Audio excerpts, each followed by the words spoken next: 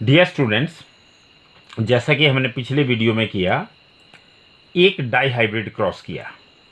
आज हम उसी डाई हाइब्रिड क्रॉस से लॉ ऑफ इंडिपेंडेंट असॉर्टमेंट की बात करेंगे। तो basically law of independent assortment है क्या? वैसे तो आपको पता लग रहा है कि जो इंडिपेंडेंटली कोई चीज़ असॉर्ट होगी या सेग्रीगेट होगी। आपने क्या किया, जो क्रॉस किया, देखिए इस क्रॉस को सबसे पहले देखिए।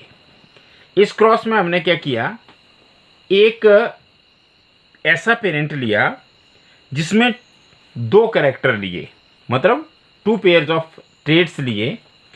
जैसे हमारे पास एक हमने सीड की शेप ली, दूसरा सीड का कलर लिया, और दोनों एक डोमिनेंट लिया और एक रिसेसिव पेरेंट लिया और उनके साथ क्रॉस करवाया।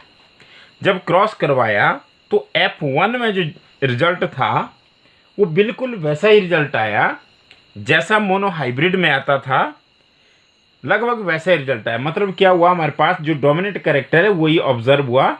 सीड्स जो आए वो राउंड शेप के आए और येलो कलर के आए। फिर हमने क्या की, उसकी सेल्फिंग की, और सेल्फिंग करने के बाद हमारे पास चार टाइप के फिनोटाइप हुए मिले। चार कौन कौन से?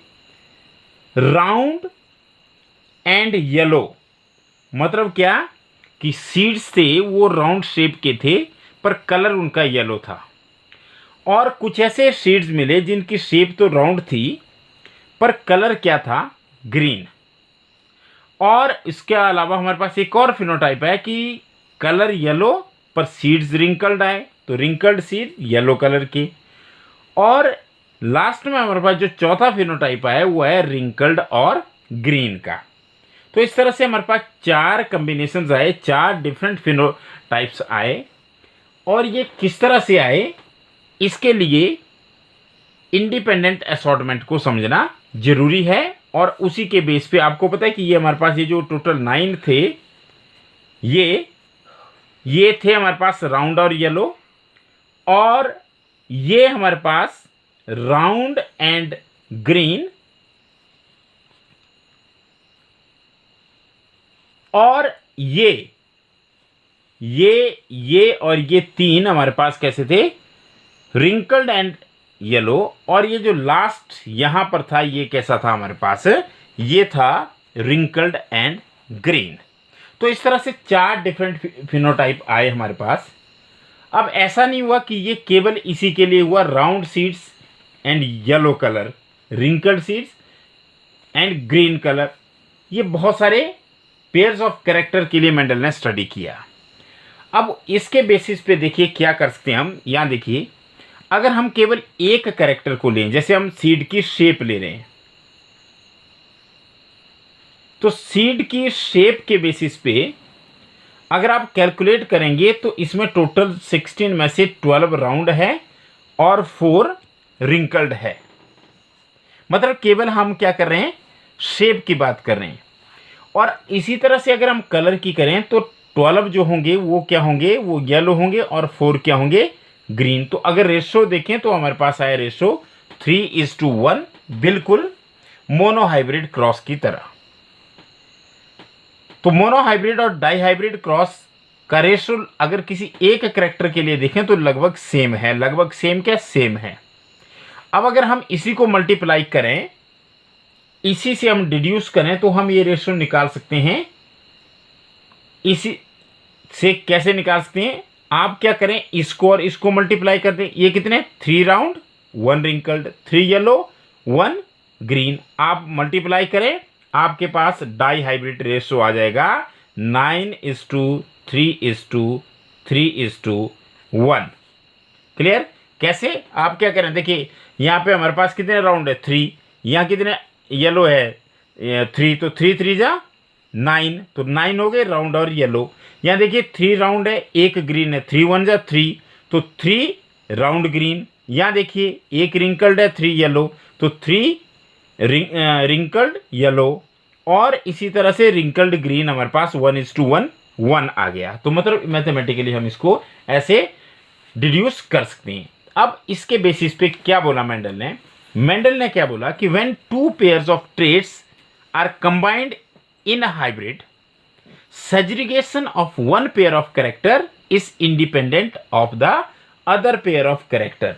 कि जब हम क्या करते हैं, दो पेयर्स लेते हैं ट्रेड्स के और उनको क्या करते हैं, उनका क्रॉस करवाते हैं, तो हाइब्रिड के केस में क्या होता है कि एक पेयर की जो असॉर्टमेंट होती है, सेग्रीगेशन होती है, वो दूसरे पेयर की सेग्रीगेशन से इंडिपेंडेंट होती है, उसका कोई लेना देना नहीं है। या अगर हम इसको दूसरे एग्जाम्पल में देखें तो when two factors of each character, और you can say the two factors of each character they assort independently, और you can say the two factors of a character, वो क्या करते हैं, दे सेग्रीगेट इंडिपेंडेंटली। अब कैसे इंडिपेंडेंटली वो सेग्रीगेट करते हैं, कब करते हैं, ड्यूरिंग द गैमेट फॉर्मेशन। तो अगर इस स्टेटमेंट को आप देखें तो the two factors of each character assort और separate independent of the other factors, और the factors of other character at the time of gamete formation and get randomly distributed और randomly rearranged in the offspring. ये देखिए हमारे पास क्या, ये दो character हैं, उनके फैक्टर देखिए, यहाँ अगर गैमेट बने तो यहाँ कैपिटल आर के साथ कैपिटल वाई आया, पर आप यहाँ देख रहे हैं यहाँ कैपिटल आर के साथ क्या है, स्मॉल वाई।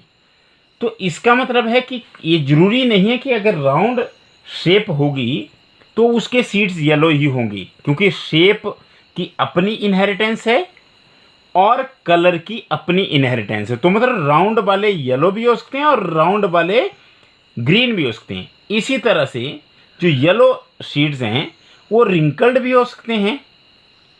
तो ये हमारे पास इनकी जो असॉर्टमेंट है वो कैसी है, वो डिफरेंट है। तो ये हमारे पास क्या है, अब देखिए यहाँ पे आर के साथ कैपिटल वाई आया, तो येलो के साथ रिंकल्ड और ग्रीन भी रिंकल्ड हो सकते हैं। तो इसका मतलब क्या कि जब गैमेट बनते हैं तो जो फैक्टर्स होते हैं दो कैरेक्टर्स के, उनकी अपनी अपनी इनहेरिटेंस होती है। मतलब क्या है कि ऐसा जरूरी नहीं है कि एक का डोमिनेंट है तो दूसरे का भी डोमिनेंट ही हो फैक्टर, दूसरे का रिसेसिव भी हो सकता है, और इस लॉ को बोलते हैं लॉ ऑफ इंडिपेंडेंट असॉर्टमेंट। अगर हम बात करें जो फिनोटिपिक रेशो है 9:3:3:1, तो इसका मतलब है the occurrence of 4 types of plants in F2 generation of a dihybrid cross. आए ना 4 टाइप के, हमारे पास कौन कौन से आए 4 टाइप के, round yellow, round green, wrinkled yellow, wrinkled green. तो ये क्या दिखाते हैं, ये दिखाते हैं कि the factors of each of 2 characters assort independent of the other as if the other pair of factor is not present। मतलब क्या है, वो इस तरह से अलग होते हैं कि वो ये हम बता ही नहीं सकते कि इनके साथ कोई दूसरा कैरेक्टर भी था, दूसरा पेयर भी था। उनकी इनहेरिटेंस अपने ही हिसाब से चलती है।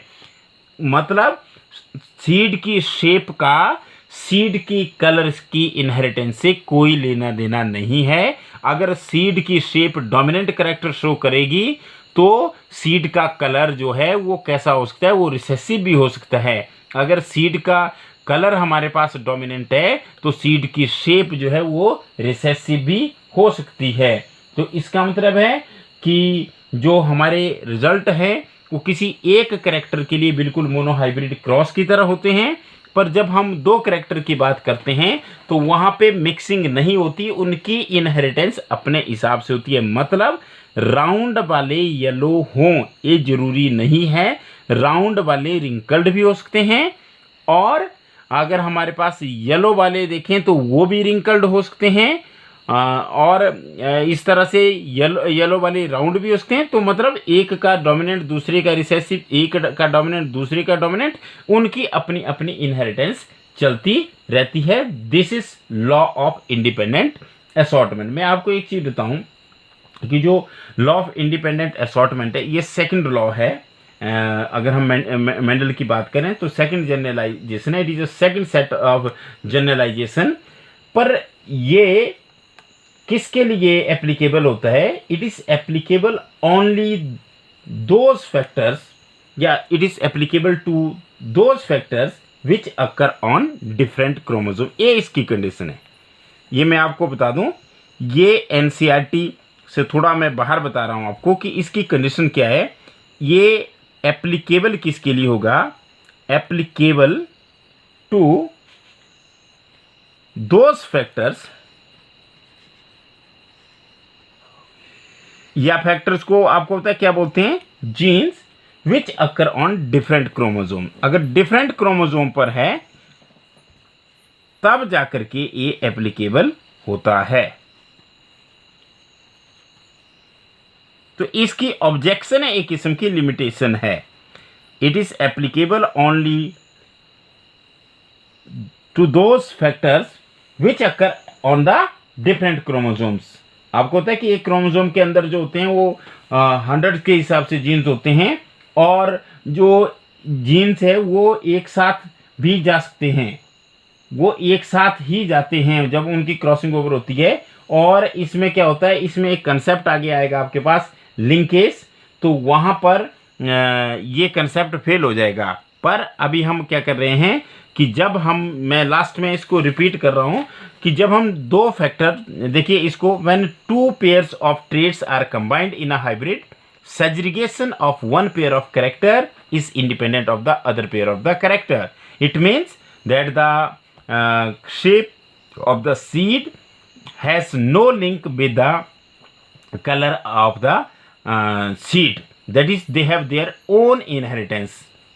Or in the second form, you can explain it like that. The two factors of each character assort मतलब अलग होते हैं, और separate independent of the factors of the other characters at the time of gamete formation and get randomly rearranged in the offspring. इसके अंदर offspring में कोई भी कॉम्बिनेशन होता है, राउंड के साथ येलो, रिंकल्ड के साथ येलो, राउंड के साथ ग्रीन, रिंकल्ड के साथ ग्रीन। तो ये चारों जो हमारे पास फिनोटिपिक आ रहे हैं, फिनोटाइप्स आ रहे हैं, ये किसकी वजह से आ रहे हैं? इंडिपेंडेंट असॉर्टमेंट की वजह से आ रहे हैं। तो अब नेक्स्ट वीडियो में हम बात करेंगे कि मेंडल क्यों इतना ज़्यादा सक्सेसफुल रहा, उसकी हम बात करेंगे।